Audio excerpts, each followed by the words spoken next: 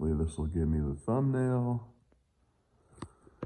Okay, if you watched my last video, you know the headache I ran into with the tundra rack, having a leak before I even used it. The person who makes these racks sent me another one, no hassle, no issues, so good on them for that. And I got it back in. Second go around was way easier. These should be cake now. So I'll give you one more tip. For the other tips, go watch my other video. But if you remember, I said I slipped it through the driver's side and through that way. So what I actually did this go around was unbolt this brace right here. So there's one bolt here and one bolt underneath right there. And I took this whole piece off, and I also loosened the motor mount nuts. So you can't really fucking see it, can you? It's down in there. It's like right next to the exhaust shield. Well, you can kind of see it. It's right in there, beneath that line right there. So there's one right there. And on this side, you can see it more clearly. Right there, beneath where that yellow tape is, right beneath it. So I loosened those all the way to the top, to where the nut and the last thread was matching. So the top of the nut and the last thread are matching, because you don't want to back it off too far. And then I took my jack with a piece of wood and just jacked from the oil pan all the way up until the mount hit the top of the nut. And then I just took the tundra rack, push it all the way through out to where the CV axle hole is, not the steering rack hole. I pushed it through the CV axle hole first, and then you'll swing the driver's side into its home, into its little spot in here, and then you can pull it this way and get the passenger side out of the CV axle hole and through its home ahead of that. So it was really simple this time going in. Another tip, before you get this fully into place, go ahead and suck it back down that way and get your lines on before you put the bolts through and tighten it down. Go ahead and just pull that all the way back and get your wrench in there and tighten your lines before you do all that. It's way easier to do it, because if you try and do it now when it's all snug down and tight, it's a bitch to get a wrench in there. Way easier to just have the rack all the way over here, not snug down yet, and get your lines on. Yeah, that's pretty much it. Everything else is straightforward. As far as the steering wheel and shit goes, I don't even know where I'm gonna be at. Honestly, I haven't put the tie rod ends in either. So that's gonna be a whole nother thing. As long as you get the threads right and make sure you get the bolts through correctly. Because as you see, these are splined connections, and there's a flat spot on each end of the spline. And the bolts need to go through, pass through over that flat area. So it needs to match up. Don't force it. You need to make sure it's matching. It should go through to the other side and start twisting in easily. If you force it, you're gonna fuck up the threads. So just a note there. Sorry I'm out of breath, fucking tired. And actually I should take the sweatshirt off because it's kind of fucking hot. But yeah, let me wipe the camera off really quick. So yeah, and I also just bled the brakes. So those are good to go. No leaks, surprisingly. But yeah, I will say I used a single person bleeding method, which is, let me show you this shit really quick. Sorry to take so many tangents. I'm kind of just making another update video. Order these bottles off Amazon. You can use whatever bottle has a big enough cap. And see if I have the diameter of the line. So yeah, this is the line I bought. Got that off Amazon as well. Drill 2 holes, one for the air to escape, and then one to slip your hose into.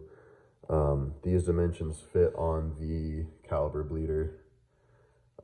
So this is a perfect line. You'll fill it up. We'll call it a quarter of the way. This bottom piece that's in the bottle needs to be submerged at all times. And yeah, you'll just start obviously like your normal bleeding process at the far end, that end here, and then closest to the brake master cylinder, and you'll just keep bleeding. I had bubbles, a lot of bubbles, because my lines are completely dry because I tore all the brake lines apart and did steel braided lines, and all the fluid leaked out. So it was pretty much a dry system. And I couldn't get the bubbles all the way out, so I tightened that up and then just went around and bled the rest and then restarted. And when I had the rest of the fluid in the system and then I restarted at this wheel, there were next to no bubbles, so I just did one quick bleed, and by the time I got back on my second round up to there were no bubbles. Pretty much when I got to this wheel, second go around, there were no bubbles. Over there, I just double checked to make sure. But it was pretty simple. Like I said, you just want to check your bottle, make sure it's not overfilling, and make sure that the line inside of the bottle is still submerged, and keep topping off your master cylinder, because if you drain that too low and start sucking in air, you're going to have to rebleed and start that process all over again. So kind of just a check and go type deal, but I'm all good to go there. So next I need to figure out the lengths on that to set my toe as close as I can. So I'll get the tie rods in. I already reamed this out, like I said in the last video, because these are Tundra. This is a Tundra rack with Tundra tie rods, so you have to ream out your stock factory Tacoma knuckle. So yeah, I'll have to figure out the lengths on that. And then what else do I need to do? Oh, I need to hook up my front drive shaft. So I need to do that. And then I also need to tie these emergency brake lines up somewhere, because with the disc conversion, I don't get to use my handbrake, unfortunately, but that's okay. This is automatic, so I should be okay there. I don't know if I showed this or not.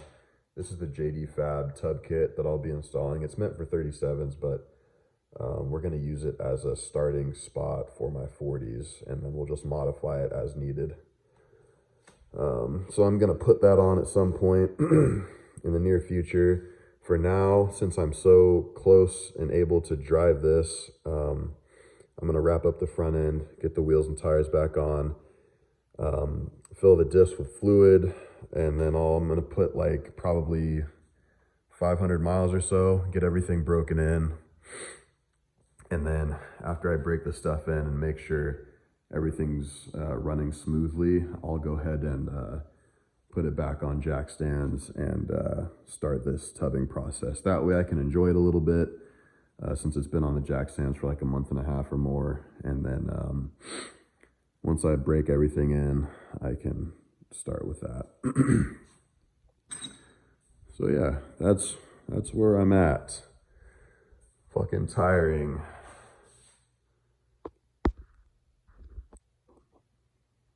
So I'm probably going to end the video here. I can't remember if I think the last video might have been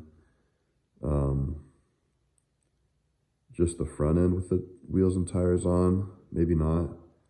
But here's how the rear sits. It's on jack stands up front, so that might be impacting the rear height a little bit. I think it is, but either way, it's sitting pretty nice. It might come down a little bit, but probably not that much. So super happy with that. I was worried that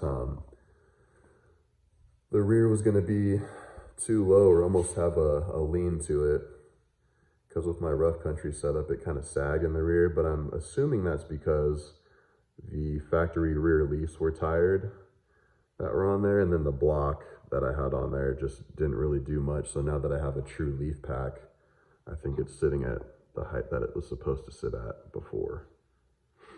But yeah, I just wanted to show you guys that I got the new tundra rack in. Oh, I forgot to mention I did bleed it as well.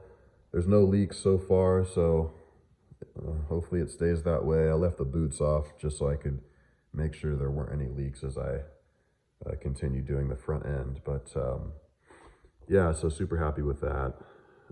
I actually went to start it and the battery was dead, so I went ahead and threw the Optima yellow top I bought for it in there. Yeah, so I'm gonna go ahead and end the video here, and next video will be sometime this week. It's Sunday night, and tomorrow I'll probably put the tie rods in and put the wheels and tires back on. Sorry for my voice, it sounds like I'm on like testosterone injections, but not on steroids, just kind of sick. But yeah, I'm not going to drag the video out any longer. I will see you guys in the next one, and hopefully it will be outside of the garage and I will have a fat grin on my face. I'll see you guys in the next one.